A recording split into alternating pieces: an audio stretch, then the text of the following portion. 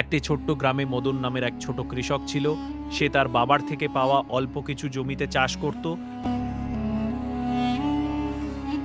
তার সবচেয়ে বড় সুখ ছিল তার ফসল আর তার পুরনো বলদ। মদন খুব পরিশ্রমী ছিল, কিন্তু আবহাওয়ার মার আর টাকার অভাবে তার ফসল প্রায় কম হতো। তবুও সে কখনো হাল ছাড়ত না। এক বছর গ্রামে ভীষণ খরা পড়ল। জমিতে ফাটল ধরে গেল, ফসল শুকিয়ে গেল, নদীগুলিও শুকিয়ে যেতে লাগলো এবং মানুষ দুশ্চিন্তায় পড়ে গেল। মদনও চিন্তিত ছিল, যদি এবার ফসল না হয় তাহলে তার পরিবার কিভাবে চলবে। তবুও সে হাল ছাড়েনি এবং পরিশ্রম করে যেতে থাকল।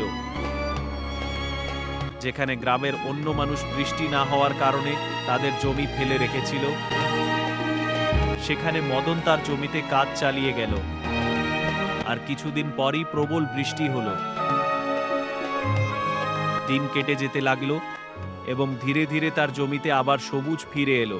যেখানে অন্য জমিগুলো খালি পড়েছিল, সেখানে মদনের জমি সবুজে ভরে উঠল। গ্রামের মানুষ অবাক হয়ে গেল। মদন হেসে বলল, হার মেনে নেওয়ার চেয়েও কঠিন হলো আশা ধরে রাখা। তার ফসল খুব ভালো হলো এবং সেই বছর সবচেয়ে বেশি ফসল তারই হয়েছিল। তাই মদন খুব খুশি ছিল।